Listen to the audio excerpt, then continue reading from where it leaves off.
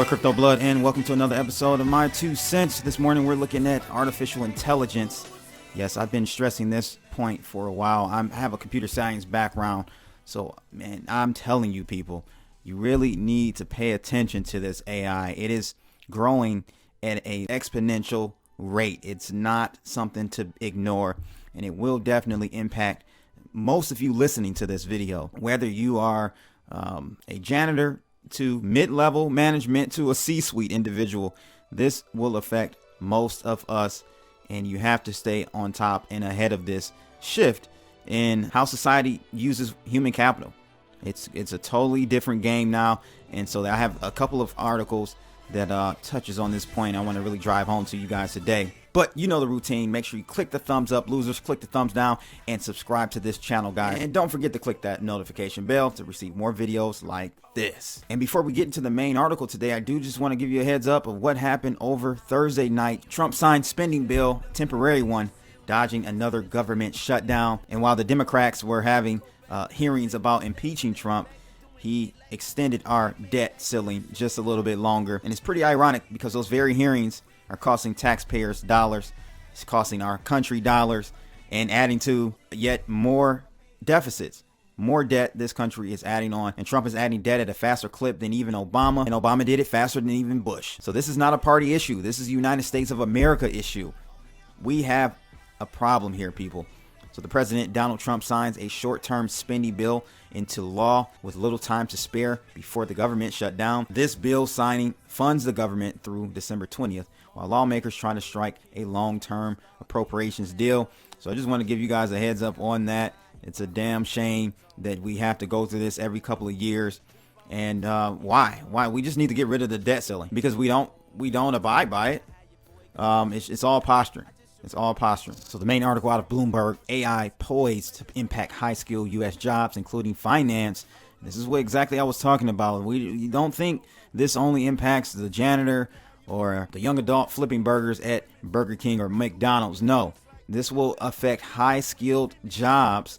And we're going to take a look at some of the industries this can affect and will affect. Artificial intelligence is coming for America's high-paid professions as it creates winners and losers across the labor market like never before. White-collar jobs and better educated occupations, along with production workers, are among the most susceptible to AI's spread into the economy, according to Brookings Institution report Wednesday that draws on a new analysis of patent data by Stanford University graduate student Michael Webb. Web modeling suggests that just as the impacts of robotics and software trend tend to be sizable and negative on exposed middle and low skilled occupations, so AI's inroads are projected to negatively impact high skilled occupations. The researchers wrote, noting that their analysis shows potential impact can be both positive and negative. Workers with graduate and professional degrees will be almost 4 times as exposed to AI as workers with just a high school degree. And I'm going to read that again. Workers with graduate or professional degrees will be almost 4 times as exposed to AI as workers with just a high school degree,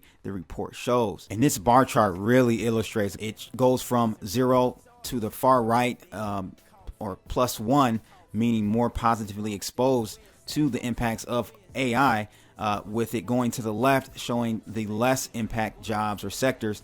And I'm just going to start from the top. Farming, fishing, and forestry, 1.48. That's almost at the high end, the max of this scale. Life, physical, and social science, computer and math science, 1.04. We've got architecture and engineering, 0.86.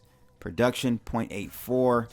Business and finance operations, 0.64. Installation, maintenance, and repair, 0.46. I can see that not being as affected. Construction and extraction, of course, those are types of jobs that you're just simply going to have manpower there for at least, I would say, the next 20 years until we have robotics that can do the androids that actually can do even that work, which, you know, I know it sounds crazy, guys, but this stuff is coming, believe me.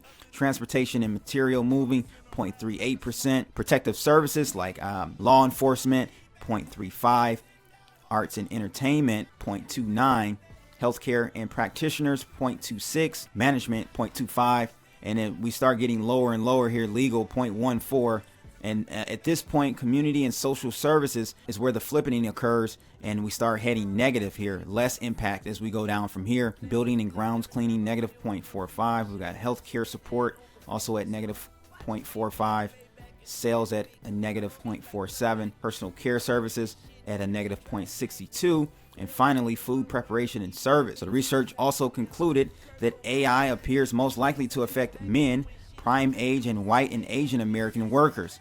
Business, finance, and technology will be more exposed, along with natural resources and production industries, they found. Farming, one of humanity's earliest jobs, may also be affected by AI as drones and precision agriculture help boost productivity. And you would think, we already subsidize the farming industry to the max.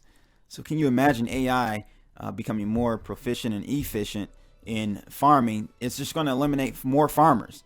So maybe that won't have an impact on subsidies, because we'll have to have less subsidies as AI takes over and manages these fields, driving costs down. So I don't know how that's going to pan out, but farming, fishing, and forestry had the top exposure score of any occupational group, which really shocked me. You guys let me know, of this list, which one are you most shocked at? The paper is the latest in a growing body of research on how labor markets may be upended by AI, the algorithms that can learn to handle tasks by finding statistical patterns in data rather than by following directions from people. The findings also highlight how much remains unknown about the effects of AI versus other types of automation on jobs, and that while the impact may be concentrated more in areas than others, the technology ultimately could affect work in almost every occupational group. Some 740 of the 769 occupations in the analysis could be exposed to, complemented by, or completed by AI, the researchers concluded. Also among the most AI exposed large metro areas are, of course, the high-tech centers like San Jose, Salt Lake City, and also Detroit, and other manufacturing centers like Greenville, South Carolina, and Louisville, Kentucky also score highly, as does Bakersfield, California, an agricultural logistics hub. Exposure to AI will be greatest in the eastern heartland, from the Great Lakes to the Gulf of Mexico, given ties to manufacturing in states including Wisconsin, Michigan, Indiana, Kentucky, Tennessee, and Alabama. Washington State also is highly exposed because of concentration of advanced manufacturing and technology in the Seattle area, the home of Microsoft and Amazon, of course, as well as Boeing aircraft plants. The report by Muro and his colleagues builds on earlier work, though takes a new direction because of their partnership with Stanford's Webb, an economist and PhD student. And in his paper out this month, Webb combines descriptions from the U.S. Labor Department database of occupations and tasks with the text of patents containing information about what technologies do. So they're taking the patents that a lot of these tech companies have and kind of modeling them against what job sectors there are in regards to technology and AI. And that's a very smart and neat way of looking at this. Webb uses a natural language processing algorithm, itself a kind of AI, to extract the verb-noun pairs from the patent search filings. And finally, he uses the prevalence of those patents to assign a score to the task, and aggregates the task level scores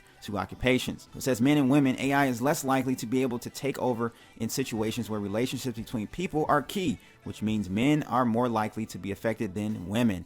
Webb said in an interview, women are much more likely to be in occupations that require stronger interpersonal skills. And Webb also cautioned that timing is a big question. We are too early in the development of AI to know how much more of the technology there is to be developed, and too early also to know how long it will take to adopt it. And this is where I'm trying to warn people that it's going to move exponentially.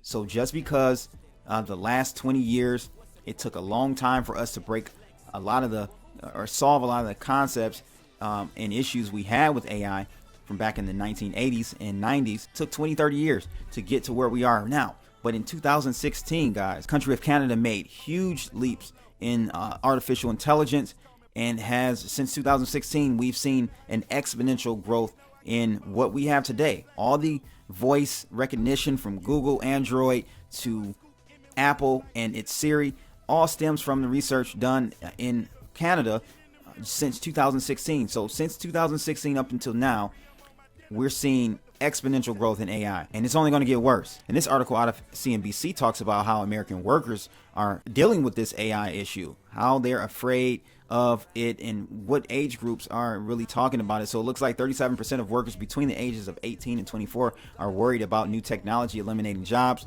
Why? Because they understand the most. They've been using technology at very early ages, so they understand and see how things are evolving and have a better pulse on things. I think in many cases that's nearly 10% higher than other demographics. So CNBC did a survey, and the survey showed that 37% of workers between the ages of 18 and 24 are worried about new technology eliminating their jobs. That's nearly 10% higher than other demographics, as I stated earlier. And the survey results show it may be only a matter of time. Fears about automation in jobs run higher among younger workers. Dan Schauble, research director of Future Workplace and author of Back to Human, said one reason for the age-based fear gap is because technology like AI is becoming normalized. They are starting to see the value of AI and how it's impacting personal and professional lives. We're using AI without even thinking about it. That's the danger. It's a part of our lives. If you are talking to Siri or Alexa, that's AI. So here's a chart that shows the age groups who are worried by percentages based on this survey. And as I've stated, 18 to 24 is 37%. The next highest are ages 25 to 34 at 28%. From 35 to 44, we've got 27%. And from 45 to 54, 26%. The national average, though, however, is 27%. And the survey also revealed a link between income and fear, with 34% of workers making $50,000 or under afraid of losing their jobs due to technology. That grows down to 16% among workers making between $100,000 and $150,000, and 13% from workers making $150,000 or more. And so that's, I think, where the misconception is, and where it's most dangerous, because the people that make $50,000, they are affected for sure, but I'm telling you, the AI is coming for those jobs, specifically between 100 and 150. I'm telling you guys. So that's going to have a big impact on GDP, eliminating those really well-paying jobs. And so here's another question that was asked from the poll. How worried are you that the job you have now will be eliminated within the next 5 years as a result of new technology, robots, or artificial intelligence? So 45% from advertising and marketing. Wow. Business support and logistics, 42%. Automotive, 37%. Transportation and delivery, 35%. Retail and consumer goods, 34%. And the lowest being insurance at 33%. So you guys let me know in your section below, where do you work? What kind of field are you in? How do you feel? I would love to get a gauge from you guys on that. And there's a poll right now in the top right hand corner of this video. Go ahead and take the poll, and it'll be interesting to see the results. I'll report back to you guys on this. But this is something we all should be concerned about and paying attention to for ourselves and for our kids. It's your boy Crypto Blood. Make sure you guys like, share, and subscribe again, and click that bell to be notified. That's my 2 cents for today. Holla!